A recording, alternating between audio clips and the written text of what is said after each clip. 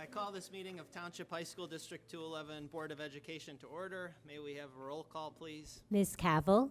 Here. Mr. Kramer. Here. Mr. Dombrowski. Here. Mrs. Klimkowitz. Mr. Rosenblum. Here. Mr. Young. Here. Mr. Lefevre. Here. Would everyone please rise and join us in the Pledge of Allegiance? I pledge allegiance to the flag of the United States of America and to the republic for which it stands, one nation, under God, indivisible, with liberty and justice for all. Our first item of business tonight is recognitions. I'll turn it over to our superintendent, Dr. Cates. Good evening and welcome to our meeting tonight. We have several students to recognize. Each year, thousands of high school students planning to enter the teaching profession are nominated for Golden Apple Scholarships, with just 200 being selected following a comprehensive and competitive process. I'm proud to announce that 3 High School District 211 students have been named 2019 Golden Apple Scholars. In return for the financial support they will receive, Golden Apple Scholars must attend an Illinois college or university and agree to teach for 5 years in an Illinois school of need following graduation.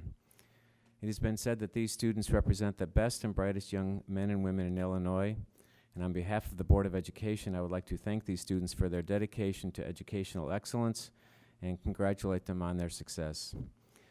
Our Golden Apple Scholarship student from Palatine High School is unable to be with us this evening, so at this time I'd like to invite our sponsors, both from Conant High School, to introduce their Golden Apple Scholars. Board President Mr. Lefevre will also present a certificate to each student. First will be Family and Consumer Sciences teacher Angela Drenth, followed by music teacher Leanne Roeder-Manson. Angela. Good evening. This is Madison Ackroyd. She is one of our Golden Apple Scholars this year from Conant. I first want to take the opportunity to thank the school board, Dr. Cates, Mrs. Novak, and Mr. Langer for the opportunity to talk about Madison today and the Golden Apple Scholarship. Like Dr. Cates said, it's a prestigious education scholarship that many of our students who are looking to go into education and study in Illinois apply for. So we're always excited when kids from District 211 and specifically Conant win this award. As the education and internship coordinator at Conant, I have seen students win this scholarship almost every year. Many who have been part of the education internship program.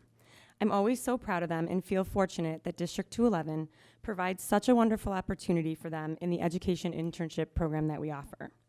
This year, I'm again proud of both of our education internship students who are Golden Apple Scholars. Madison was a part of our elementary internship program this year. She spent half of her day at Stevenson Elementary School, assisting in a 3rd grade classroom. She acted as another teacher in the room, facilitated guided reading groups, math groups, assisting students, and her teacher lead whole group instruction. She led whole group instruction herself and completed many other teacher tasks throughout the year. Madison's cooperating teacher, Ms. Hefke, commented that Madison is always willing to help with whatever needs to be done in the classroom. She is very organized, efficient, and timely when completing projects. She has built a good rapport with students, and they enjoy working with her. Before Madison was an intern, she spent time in our Cougar Kids preschool as a teacher for 3 to 5-year-olds.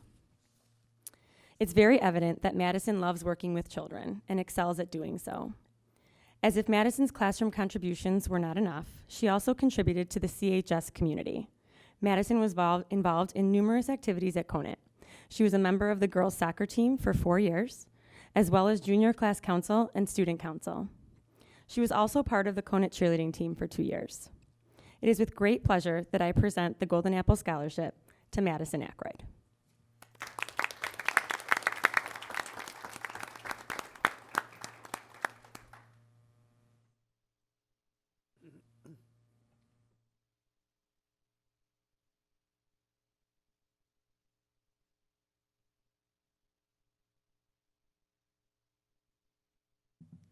Hello, I'm here tonight to introduce Laura Vesco. Thank you very much for the opportunity to do so.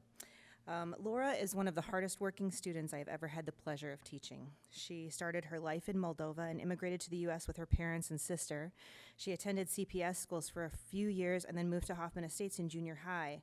That was actually where she found her passion for music. She was kind of behind her peers in the program, but she worked so hard to catch up. By the time she got to us as freshmen, we couldn't even tell that she'd had a rough start. She worked even harder and surprised us by making district ILMEA her sophomore year, and then again as a senior, where she advanced to the all-state level. She was a drum major for us for 2 years. She was an intern for our sophomore class as a senior, and she participated in every facet of the band program, from marching band to orchestra winds, from jazz to musical pit. On top of all of that, she never failed to stop by my office before she left for the day to say, "Is there anything I can do to help you today?" She even received a thank you note from one of the teachers that was in charge of organizing our All-State Festival, because when no one else was around or watching, she was early for rehearsal and jumped in to help the organizer set up over 100 chairs and stands for her fellow musicians at the Civic Center that day for the performance. All of this goes to show that Laura is going to be an amazing educator, and I am now and will always be proud to call her my student and my friend.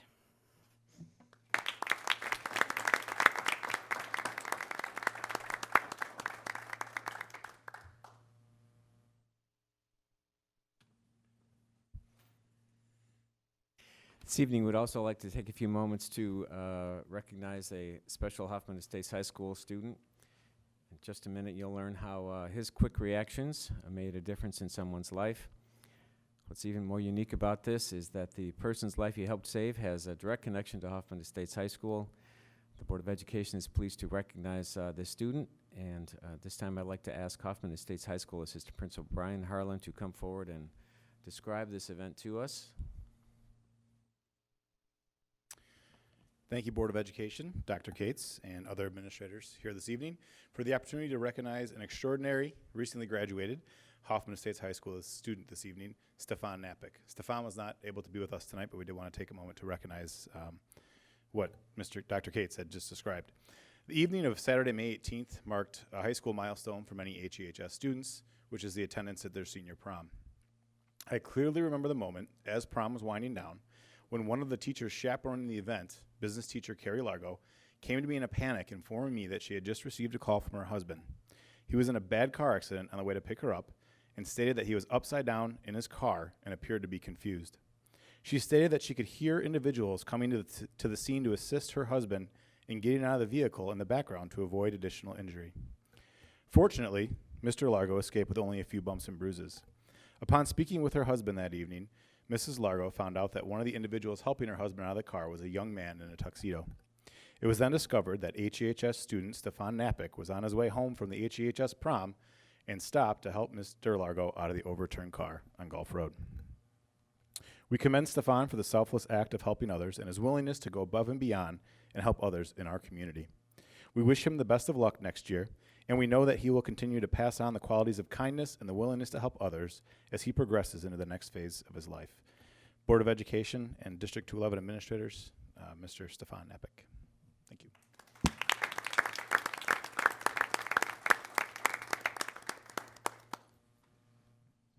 All right, it's nice to take a minute to recognize our Golden Apple Scholars tonight for your fantastic accomplishment. Before we continue on with the business portion of our meeting, we're going to take a break, and if you want to move on to something else that you prefer to do later tonight, that'd be great. Otherwise, you're welcome to stay for the rest of our meeting. Okay, we'll move along to appearances and presentations. Our next item of business. Do we have anyone here tonight that wanted to address the Board of Education? All right, we'll move on to our consent agenda. First, we have the approval of the minutes of the regular meeting from June 20th, 2019. The suggested motion is that the consent agenda be approved as presented. Thank you. I would like to request that item G, student accident insurance for 2019-2020, be removed from the consent agenda for further discussion. All right, so the new motion is that the consent agenda with the removal of item G for student accident insurance be approved as presented. Would someone like to move that? So moved. Second. Any discussion? Roll call, please. Ms. Cavill, Aye. Mr. Kramer, Aye. Mr. Dombrowski, Aye. Mrs. Klimkowitz, Aye. Mr. Rosenblum, Aye. Mr. Young, Aye. Mr. Lefevre, Aye. Now, our second motion is is that consent agenda item G, student accident insurance for 2019-2020 be approved as presented. Can someone please move that? So moved. Second. And then discussion. Thank you. I just have a really quick question on this. Obviously, it's a great program and has been researched, and I'm really glad to see that the cost is staying the same. Just out of curiosity, is there any figures regarding how many students have and parents have voluntarily taken advantage of this insurance program? Sure. So last year we had 11 students, and the year before that we had 7 students. The other piece that may be of interest is that I know for the last 3 years we have not had any claims, but we had 11 last year who were able to take advantage of it, and 7 the year before, and we're fortunate and glad that no claims had to be filed from it. Yeah. Thank you. That's my only question. All right. If there's nothing else, roll call, please. Ms. Cavill, Aye. Mr. Kramer, Aye. Mr. Dombrowski, Aye. Mrs. Klimkowitz, Aye. Mr. Rosenblum, Aye. Mr. Young, Mr. Lefevre, Aye. That'll bring us to special reports. First, we have Freedom of Information Act requests. Next, we have 5 Essential School Climate Survey. I do have a question in regards to it. I know that we had a good turnout of students and teacher responses, and only 23% of the district's parents completed the survey. I know usually if there's a big issue, people will do surveys and make comments, so things are probably going well then. But I'm wondering, is there anything you wanted to highlight from the Essential Survey that we're looking forward to doing, something that's different, something that's part of our strategic plan?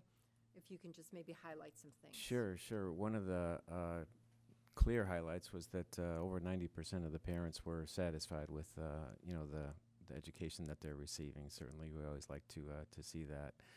The district level data is helpful, but because it's somewhat global, it really is the school drill down items, and each of the principals is working closely with their leadership teams on what it is that they're working on, and each of them have different subcomponents, if you will, and they weave those into their own school goals and their Welcome Back Day themes that they set for the year.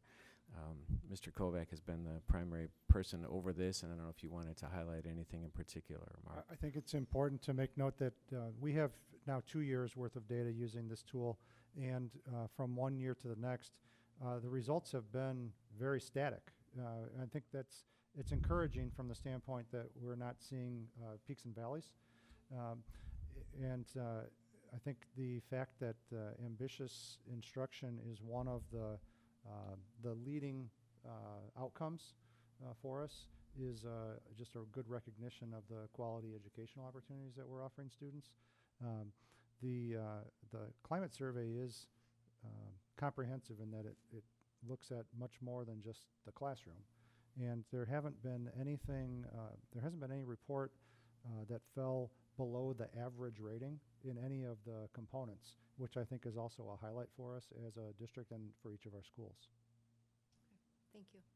One more question, if I could. I recall that there were 2 schools that were rated as a high category for organization out of 5. Can you attribute that to a particular item? Because only 2, I would have expected that all 5 would have been rated as highly organized. What I would describe is that survey responses and the cutoff and the thresholds, they can often be very close in terms of where the cutoffs are. There are multiple categories in there, and sometimes it doesn't take very many votes to move one to another. It is also, there may be a particular item or issue that has cropped up in a school among the faculty that has led to a group of people voting in a certain way. It is sort of their opportunity to express their opinion about things as well. So, but we're pleased that all of the schools, as Mr. Kovac described, are organized or above. That's correct. Thank you. Mm-hmm. All right, our next item is Parent Open House Date. Graduation dates, sorry. Yeah. Graduation dates for class of 2020. After that, our parent open house date. And then we have clarification regarding probable litigation on sale of district property. And our final special report is the Community Connections newsletter strategic plan update. That will bring us to unfinished business. First item is the superintendent search process. We have a suggested motion that the Board of Education engage school exec connect at a cost not to exceed $17,900 plus expenses. Can someone please move that? So moved. Second. And then, do you want to make some introductions? Sure. We're very pleased to have with us tonight representatives from School Exec Connect, Dr. Harry Rossi and Dr. Diane Rossi, who I'll invite you to come up to the table. They're here tonight to answer any of the questions that you might have. I was able to meet with the Drs. Rossi to describe and walk through the sequence of what would happen as part of the framework, if you will, in sequence, and provided you a calendar and then also sort of a sequence of what might happen. I wanted to make sure that you had a chance to ask them questions directly, or if there were items that may be helpful. I'm going to have Harry describe a little bit of the overview of the sequence. I do want to just give you a little bit of backdrop as well. Harry was involved in the search before and has been familiar with District 211, and so brings a fair bit of foundation to the search process beyond what a new firm might bring. So, Harry, with that, I'll hand it over to you. Thank you. First of all, thank you for the opportunity to meet with you. Pleasure to be here. I do bring apologies from Dr. Gary Zabilka, who could not be here. He's part of our team. At about this time, he's probably trying to recover from a full day at Disney World with his grandchildren. So, but otherwise he would have been here. So, again, thank you for the opportunity to be here and to talk to you about this search. This is a premier district. We understand that, and that's the way we are approaching this search. Our expectation is that we're going to accept and recruit great candidates for you. At this point in time, it's hard to know how many there are going to be. We have opened the search on our website, but this is July, and most superintendents in July or others who are looking for positions aren't really intensely at the point where they're thinking about moving. So we expect once August rolls around that we will start to see quite a bit of involvement from candidates coming forward to be part of this. So I just want to go briefly through what we have presented to you. We're not going to read it. Obviously, you've had a chance to look through it, so I'm just going to briefly go through some of the categories and then answer any questions along with Diane this evening. So first of all, I would say if you look at what the calendar is that we have projected in meeting with Dr. Cates, it's really a very aggressive search calendar, and that will get you out in front. There are going to be a lot of positions that are going to be open for the 2021 school year, so I think it's wise to try to get out as quickly as we possibly can. So as you can see, we have already put the position up on our website. We are working on the survey. You have a tentative copy of that in front of you. Our plan would be to have, the board finally take a look at that and present the finalized version of that to us for us to then have up on your website. Early in August, in fact, starting that survey would go up according to the plan that we have the 5th of August and would stay up until the end of August. In the meantime, our plan is also to start focus groups, and in speaking with Dr. Cates, we're projecting somewhere between 12 and 14 focus groups that would include teachers, support staff members, parents, administrators, community members, so that anyone and everyone who really wants to have the opportunity to weigh in will have the opportunity either directly through focus groups or online. And in addition to that, we've also added an open forum. I believe the date is August 29th. As we go through a little bit more, you'll see that specific date. But that would allow anyone who hasn't had the opportunity to be part of a focus group, or someone, for instance, who doesn't have access to a computer, to be able to come in person and for us to gather their input on their feelings about the superintendency. So I'm just going to start going through. We just talked about the focus groups. We will do those on site here in various buildings and probably in this venue as well. And we expect that we will have a large number of participants in our focus groups. We'll certainly do due diligence to make sure that the word is spread so that people understand that they will be able to be part of that. As I mentioned, the survey will go up for almost a full month in August. We find that because people have that opportunity to give their opinions online, many times that may have a slight chilling effect, especially on the face-to-face open forum. We expect we'll probably have large numbers for teachers, support, parents, and so on. But usually there's somewhat of a little bit of a chilling effect for people who might otherwise have come to the open forum when they have the opportunity to weigh in online. But we will offer that opportunity. Once we have all of the input from focus groups and from the online survey, we will take all of that data, and then we're going to put it together in a report to the board, and we will try to synthesize the information for you, and we will pick out common attributes that we have heard among all of the groups with whom we've met, and including those that keep coming up on the online survey. So you'll be able to see a sense of the total community in terms of what they're looking for in the next superintendent. Once we have all of that, report it to the board, and the board approves of what we have presented. We are then going to be starting our screening process. That does not mean that before that we won't be acquiring candidates for the job.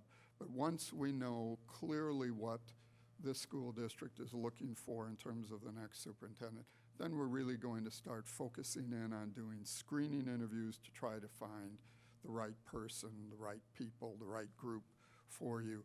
We expect what we will do at our first meeting with you regarding candidates will be to present the top 6, approximately the top 6 candidates that we have met person to person, face-to-face screening, those that meet the criteria that have been developed here in the school district, those that match the needs of the school district. From there, we would expect that the board would meet with that first group of individuals and then narrow it down to possibly 2, maybe 3 finalists that you would then bring back as the finalists. At that point, what we would be recommending, and we've talked a little bit about this, is that there would also be a stakeholders group that might advise the board, not put pressure on the board, and it's certainly something that will be your decision. But the way we do this is we would provide confidentiality agreements for anyone who is part of it, because in the state of Illinois, we have the luxury of having confidential searches, which means that people who already have good jobs are willing to take a risk to come forward if they're interested in your school district, as opposed to some states where everything is out in the open, and it really does have, I'll use the term again, a chilling effect on getting some of the best candidates who are already in very good districts because of the exposure. So that's an advantage that we will have. We'll try to narrow it down to 2, at which point, if the board chooses, there'll be a stakeholders group. They'll sign confidentiality agreements. No ranking, but they would meet with the finalists before you do and give you their feedback on their meeting with the final candidates. We expect to be able to get all of this done. If you go back to our calendar, we expect that we would be able to have as a target date for you, for the board to appoint the next superintendent by the end of October. I think we have an October 24th date, but we're hopeful that by the end of October, we will, that the board will be able to appoint the next superintendent. As I say, it is an aggressive calendar, but as long as, and we're committed on our end to make this work for you, to make sure that, we have dates available for our part of this, and as long as the board can make the same commitment to the interview dates to get this done by the end of October, there's no reason why we wouldn't be able to get this done. So that's really a quick synopsis of our plan for you, and we're happy to answer any questions that you might have.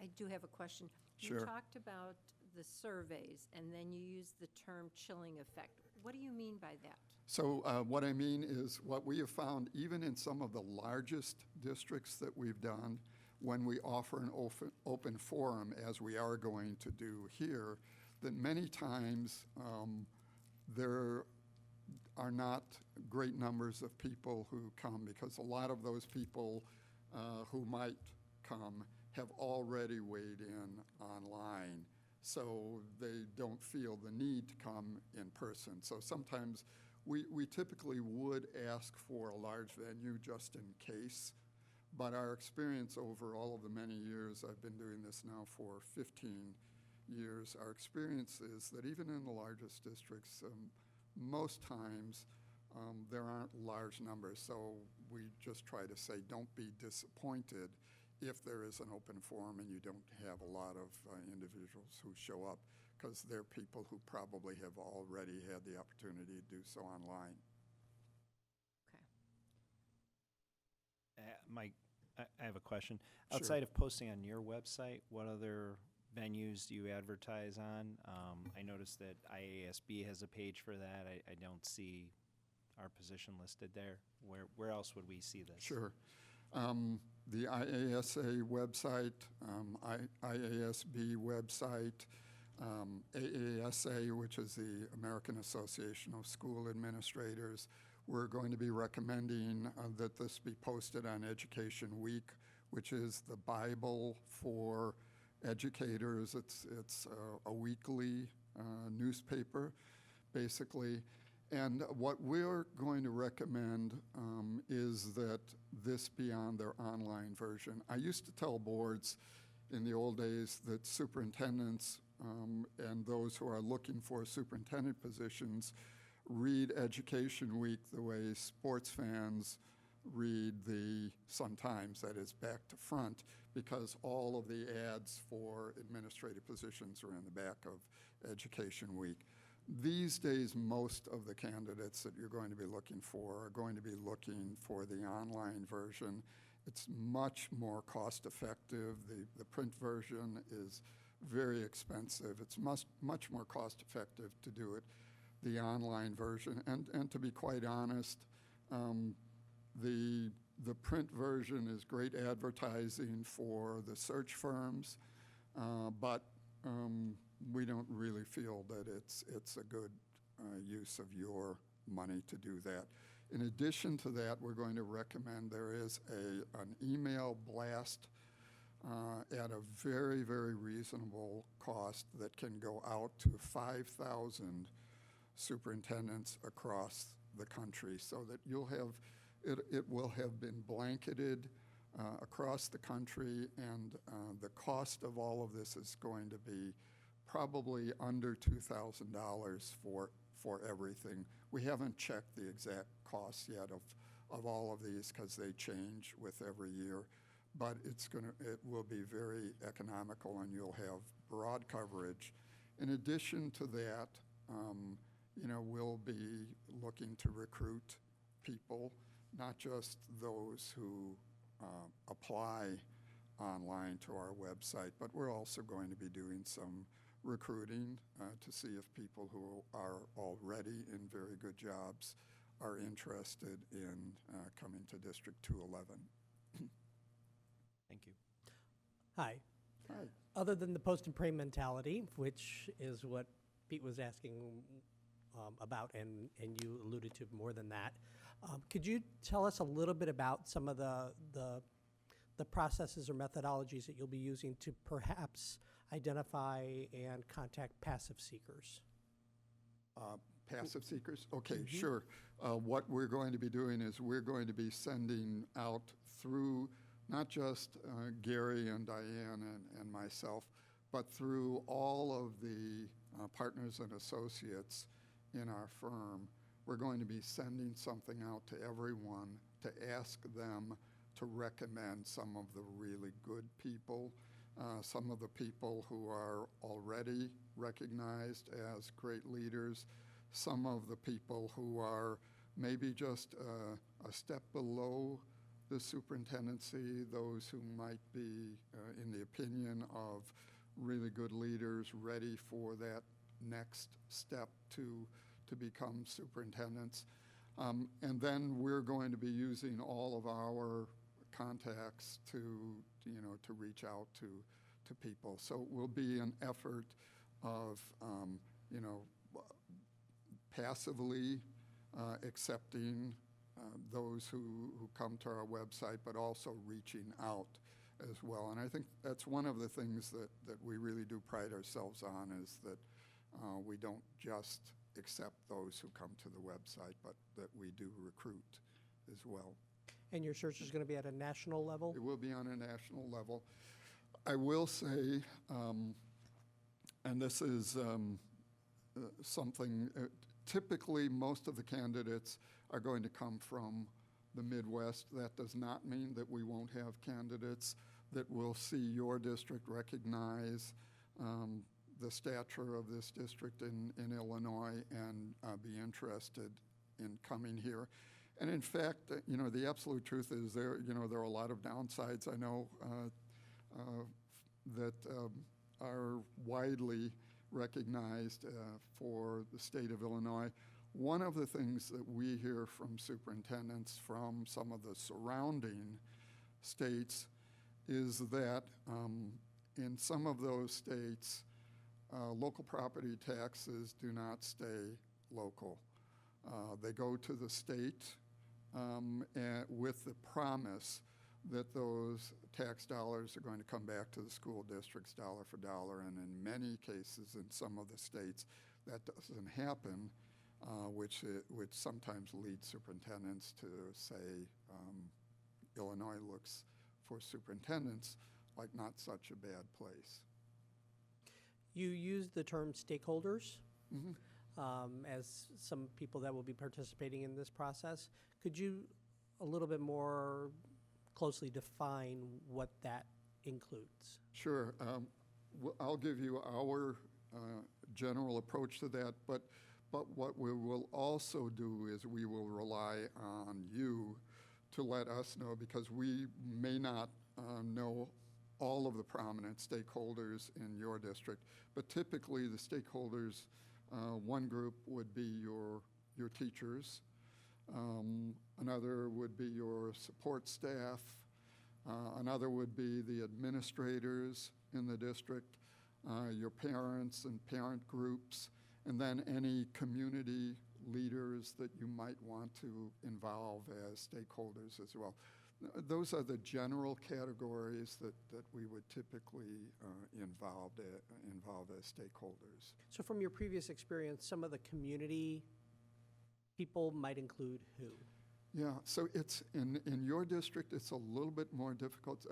In community consolidated districts, for instance, we might have the mayor of the town.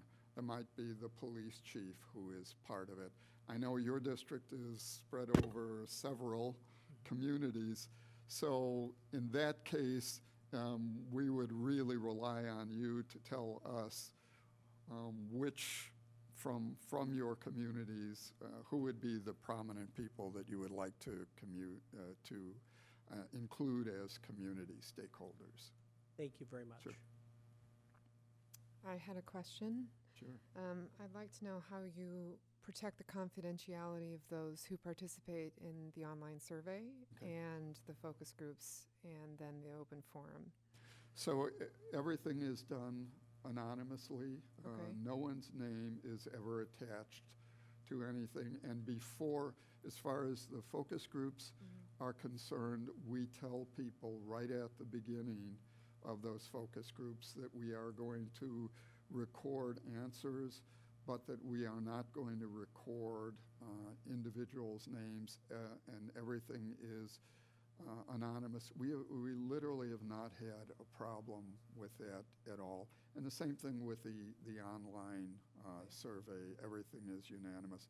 People do indicate whether they're a parent, a teacher, et cetera, but that's the only information so that we can. Video or audio record the focus groups, or is it note taken? Note taking, we do not do recording. Okay. And again, we found we've been asked in many cases not to record. Another question. Sure. Are you actively engaged concurrently with other searches, if any, and if so, how many? No other high school searches. We have a Lake Bluff Elementary District search, which will be after yours. And we're doing the Center Cast, which is a small district in the western suburbs that will also be after yours. So for most of the time that we're going to be working with you, it's going to be just your search, but we will be starting some of the others as we begin to conclude your search. Thank you. Those other two. I have one more question. Sure. Is there such a thing as being too aggressive with this calendar? Because I'm concerned with us starting school August 12th and, parents being involved with, getting the kids and moving forward and things of that nature. What are some of your thoughts on that? Yeah, I think, I certainly understand what you're saying. The other side of that is we will work closely with Dan to make sure that when we are scheduling focus groups, that it's not interfering with anything else. I think right at the beginning of the school year, people are really focused, and certainly they're focused on getting started, and all of the activities that I know have to begin from day one because of IHSA regulations and others.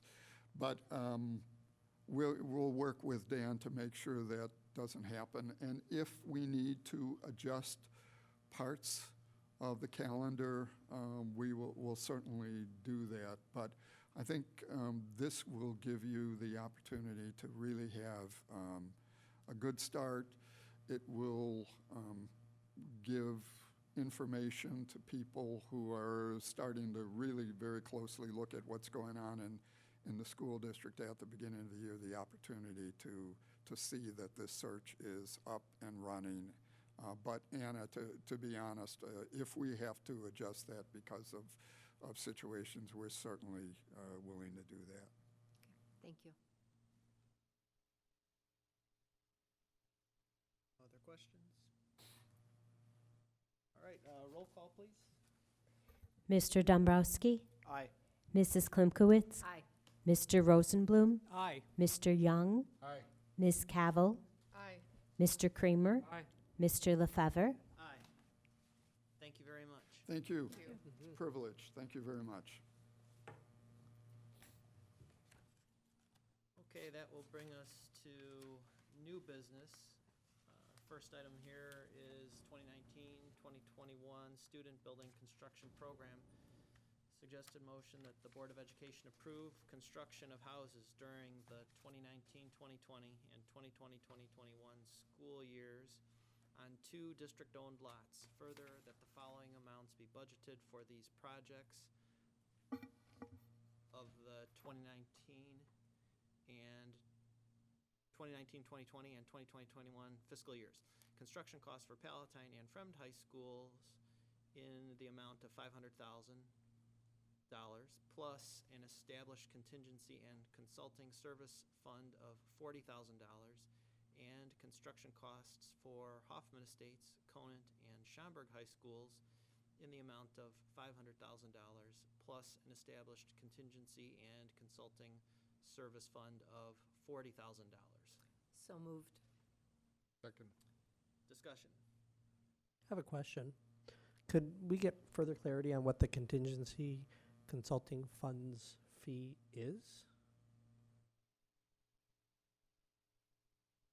The fees could be for a number of things, including architectural fees, kitchen design fees, if there's any other type of interior design consulting, those types of services that would be needed through the development of the construction process of the homes. Outside of what the students are being asked to do, because my understanding is that we're going to have students doing a lot of that, right?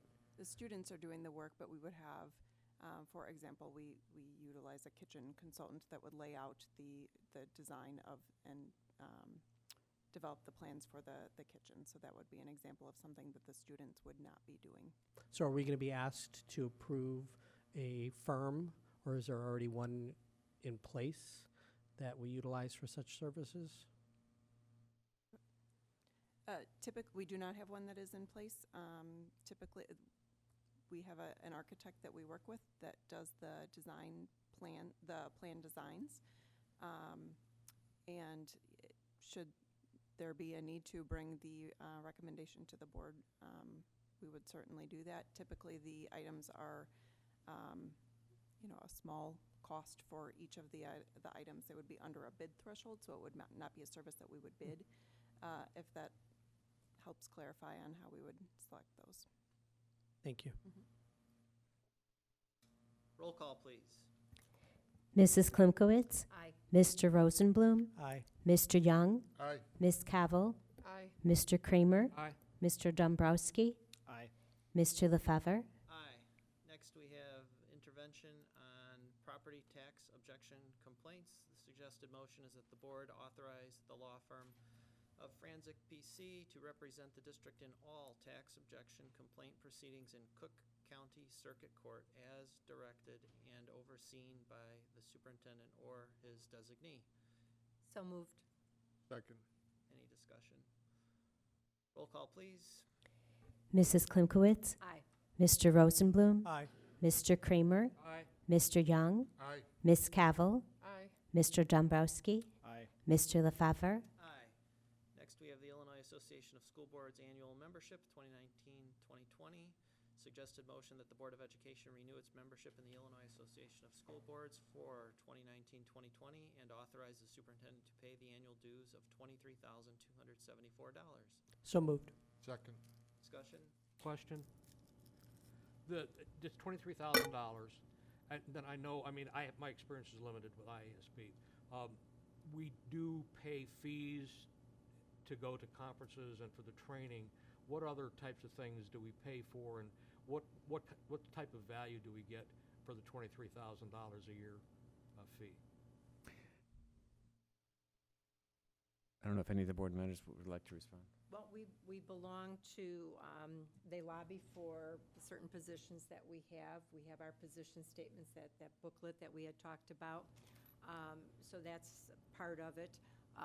They also provide us with some updated materials on things that are happening in the legislature. Help me out here. Question there, doesn't EdRed do that as well? EdRed has a little bit more different of a focus because EdRed, help me out with Yeah, EdRed here, that's fine, yeah. So EdRed is going to be the next item on the agenda, and EdRed tends to be a administrative-driven body, so the administrators are working closely. There's representation from board members on the executive board, but it is really the superintendents who are working closely with our advocate and forwarding positions that are those that we are, dealing with directly. The Illinois Association of School Boards really does provide a range of services. There are dinners throughout the course of the year. There is the III conference that is, local. It's in Chicago every year, right, but the week before Thanksgiving. A large number of presentations, information about what is happening throughout the state schools occurs there. What is the benefit that is sort of an uncharged benefit? So we had our recent board training that was free of charge. But does the cost, if you pay for it, because you have to take it either through IASB or the state, so if you have to pay it, is the difference that we would pay as a non-member worth $23,000? And I'm not sure, I kind of agree with Mr. Kramer. We get redundancy in legislative lobbying from EdRed. We have our attorneys who bring us new legislation to incorporate into our board policies. It seems like for $23,000, the value isn't necessarily there to offset whatever reductions we would receive as a member for that benefit. I don't know if you all belong to professional organizations. I can't imagine not doing that. But as a board, if you would think that it would be a prudent course of action not to belong to your professional organization that represents the work that boards do, that would certainly be your prerogative to do so. I strongly recommend our membership in IASA and IASB and AASA. As a public school people, I believe they are an important body, and that by remaining consistent in the voice, that is critical. That would be my take, but I don't know how the board would choose to go about that. We have expressed to the IASB that the amount of the fees is a lot, and over the years they have said they're trying to work on that, but it has not moved a whole lot. Superintendent Cates, in your opinion, is the board underutilizing IASB? Are there more things we could do as individual board members or as a group to engage them to use whatever services they provide? So there are a lot of supplemental board trainings and opportunities. Several of the board members do participate a great deal, others not so much.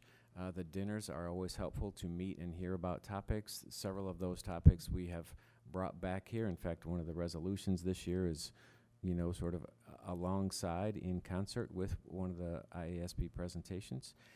The year-end, the calendar year-end, the Thanksgiving III conference, several board members go to that, and those sessions provide a great deal of information. I'm not certain. Are those supplemental trainings, are those at an additional fee, or is that included in the $23,000? It would be a conference charge to attend that conference. Mm-hmm. And it also gives you an opportunity to speak with other board members throughout the state and get an insight as to what issues they're facing, what's going on. And again, going back to our delegates assembly, that's where we have the opportunity to speak up in regards to positions that we support or that we would like to see changed. So I think that that's vital of having the voice in legislation that's taking place in our state that affects our school. And we're a large school district. I think one of the the positive things also, well, it hasn't been announced yet because we haven't had our dinner, but the director for the school board for our area, Alva Kreitzer from District 214 is putting her name forward. And I think she understands what the northwest suburbs present and what we're doing and what it's been costing us as far as membership, and maybe we might have a little bit more leeway of seeing if that can be adjusted in some way, because we do have a lot of students out here, and we are paying, quite a bit more than some of the other districts. But, I mean, we still can participate in all of these events as a non-member. It's not exclusive. We just pay a little bit more. And I think if you have a smaller district and if the fee is based on a percentage of students, then it comes down to board member student ratio for that benefit analysis. And because we're almost being penalized for being large in regard to that. And I think that we would probably come out ahead if we just paid the difference between the member and non-member rates. So I'd like to add, there are right now there's 24 online courses that are available to everyone at no charge through ISB. And then there are 3 pages of courses that are available to us to attend to help us be better educated and better board members. Those that are not free cost twice as much for a non-member than it does a member. And those range anywhere from $30 for a member to $50 for a member, so it's double that, so it's not thousands and thousands of dollars. But this organization represents us. So there's Illinois Association of School Administrators and Illinois Association of Superintendents. This organization represents us as school boards, and they're taking our point of view and our perspective, and that's what they're using from a legislative point of contact and action. We do have representation on our board that is also very involved with IASB. So whether we're underutilizing or overutilizing or fully utilizing, I don't think we're fully utilizing, otherwise we'd be taking advantage of everything that they offer. I think there's things that we can further look at and take advantage of, definitely, to help us be better at what we're doing. But I have found it to be a very worthwhile organization. I do go on the website and I get updates. We all get updates in our emails with things that they're doing and news and things that are going on in our state and nationwide. And I think it's a very worthwhile, as Dan had mentioned, professional organization for us as school board members. Right, and I've gone on the website too. I've seen the other superintendent searches that have been started as of July 1st and things that are posted there. But again, I have a hard time justifying the value at $23,000 relative to what we get for a discount as a member for participating. Dr. Cates, I was going to ask about, being a new member, does this district utilize the sample policies that IASB sends out? Certainly we receive them, and we do draw from them. We do also then work closely with our legal counsel to make them our own. A lot of districts simply just rubber stamp the press policy, it's called, and that has not been our practice. We work diligently with our attorneys and our policy committee. Okay. Roll call, please. Mr. Young, Aye. Mr. Dombrowski, Nay. Mr. Rosenblum, Aye. Ms. Cavill, Aye. Mr. Kramer, I'll reevaluate in a year, but it's a yes for this cycle. Mrs. Klimkowitz, Aye. Mr. Lefevre, Aye. Next item is 2019-2020 Education Research Development Legislative Renewal. We have a suggested motion that the Board of Education renew its membership in EdRed for the 2019-2020 school year at a fee of $5,000. So moved. Second. Discussion. Roll call, please. Mr. Dombrowski, Aye. Ms. Cavill, Aye. Mr. Rosenblum, Aye. Mr. Kramer, Aye. Mrs. Klimkowitz, Aye. Mr. Young, Aye. Mr. Lefevre, Aye. Next item is the National School Boards Association National Connection Fees. The suggested motion is that the Board of Education approve the national connection fees of the National School Boards Association for a period of October 1, 2019 through December 31, 2020 at a cost of $6,668.75. So moved. Second. Discussion. In order to participate in this one, don't we have to be a member of the Illinois Association? Isn't there an order on one of these? You have to be in one to be in the other? It is correct. Yeah. Any other discussion here? Quick refresher, what does this do? It's going to be, The National Conference of School Boards, so this is national. You Okay, have- so it's someplace in Miami or a conference like that, a national conference? It's a national conference this coming year. It's going to be in Chicago. And it brings in a lot of more noted speakers. The workshops are expanded a little bit. You have an opportunity to meet with school board members throughout the United States. Do we go to the meeting for $6,000, or is that another fee to go to the? They all have a registration fee in that. So this is more than just the conference. This is the national level of school board associations. So Illinois lobbies for things at the state level, and then as things pass at the state level, they, I believe, pass it over to the national organization to legislate at the national level. And again, we're getting publications from them. The Association of School Board Journal that we all get delivered is from them, making us aware of what's going on at a national level. And certainly over the last year and a half, there's been a lot of activity going on with education at the highest level of the country. So this group keeps us informed, represents us as well as school board members across the country, and helps us at a national focus. Roll call, please. Mr. Rosenblum, Aye. Ms. Cavill, Aye. Mr. Dombrowski, Aye. Mr. Kramer, Again, I'll reevaluate in a year, but this is an aye. Mrs. Klimkowitz, Aye. Mr. Young, Aye. Mr. Lefevre. Aye. Next, we have potential topics for future discussion. And then that will bring us to committee reports. First, we have Northwest Suburban Special Education Organization. And with NSSCO, we met June 26th. Our shining star, the spotlight, was Erland Lacey, and he's a high school teacher at Kirk School, and he was nominated for the Teacher of the Month through the contest at WGN.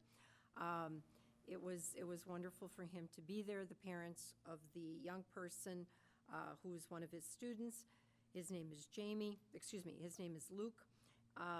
They sponsored him because of the tremendous impact that he has had on their son. So he was there. It was really nice to have the family there. That was the spotlight of the Shining Star. We were also introduced to the new Director of Human Resources, Dr. Brad Carter. So he started July 1st. We also have Stacy Colgan, who is going to be the new Professional Learning Coordinator that also started, July 1st. So we have some new things there. Dr. Hackett presented the 2019-20 Continuous Improvement Plan, which showed the vision and the core values. Again, talking about the goals with student outcomes, transition services, social-emotional learning, the student-centered learning environment, and collaborative partnerships. So working on those in the different focus areas. One of the other things she brought up was the parent needs assessment results that came in. It was input from parents, teachers, and staff. They kind of divided it into three things. IEP process, and some of the results in regards to that were trying to get greater engagement and better alignment of IEP services to the student needs. Then they looked at community and partnerships, which dealt with communication and partnering with maybe outside therapists and networking with the families. The last part that they looked at was the transition and understanding of the transition plan and available community resources to support transition. So those were some of the takeaways that they had from the assessment results, and they'll be working on those things. So, and that was it. Thank you. Thank you. Next, we have Ed Red.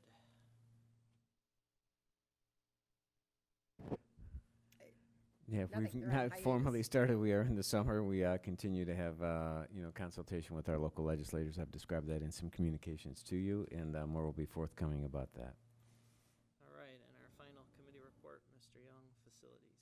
Okay, Palatine High School, the football turf is installed. The track has been resurfaced.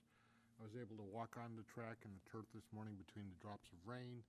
The next step there is the lines for the track will have to be painted, and waiting for better weather for that because you can't do it in the rain. Hoffman Estates, the turf is installed. The track has just been resurfaced because it's covered right now, and that will be lined. The lines will be painted after the lines at Palatine have been painted. The bathroom renovations at Hoffman are nearing completion, and they're on schedule. Conan High School, the fields for the varsity baseball and softball are in the process of being sodded, and hopefully that work will be done next week. The seeding of the other fields, though, will probably wait until late summer or early fall because of the weather that we've had. And either way, everything, I believe, should be ready for spring sports. And the miscellaneous roofs and parking repairs for all the schools are moving along as on schedule. Thank you. And if I may, just on the Illinois School Boards Association for the resolutions, the resolutions committee, which is about 28 individuals throughout the state of Illinois, we're going to be meeting August 2nd. I have not gotten the resolutions yet, but it looks like we've got 18 resolutions that came in. Our resolution on trauma-informed response is part of that. I did get a call from a gentleman, and we played phone tag, so I tried to give him as much information as I could. He called back and he said, okay, this is good, and we'll see where we go. So August 2nd is when the committee is going to be meeting, and we'll be meeting in Normal, Illinois. So it's in the middle. Thank you. All right, then we have our announcements, calendar of events. And finally, we have closed session. I believe if no one's opposed, we're just going to go right to the suggested motions from closed session. All right, first suggested motion related to the release of the closed session minutes is that the closed session minutes of December 10, 2018, December 13, 2018, January 17, 2019, February 14, 2019, March 14, 2019, April 4, 2019, April 25, 2019, May 9, 2019, and May 23, 2019 no longer require confidential treatment and are to be approved and placed on file. Would someone like to move that? So moved. Second. Any comments here? Roll call, please. Mr. Rosenblum, Aye. Mrs. Klimkowitz, Aye. Mr. Dombrowski, Aye. Mr. Young, Aye. Mr. Kramer, Aye. Ms. Cavill, Aye. Mr. LaFever, Aye. And our next item is the acceptance of retirement requests. The suggested motion is that the Board of Education accepts the retirement requests of Jim Paulke, effective June 2020, according to the master contract of the District 211 Operations and Maintenance Group, and Mary Reesing, effective May 2022, according to the master contract of the United Support Staff. So moved. Second. Roll call, please. Mr. Kramer, Aye. Mr. Dombrowski, Aye. Mr. Rosenblum, Aye. Ms. Cavill, Aye. Mrs. Klimkowitz, Aye. Mr. Young, Aye. Mr. LaFever. Aye. And if there's nothing further, I have something further. Not to beat a dead horse, but to go back to the IASB for just a moment. There is the Triple I conference coming up, and this will be my third time going. The first time I went was very shortly after I was appointed to the school board, and it was an outstanding opportunity for me to learn how to be a better school board member and learn of a plethora of different topics. This year, they're having things from community engagement to security to transparency and operations as a school board.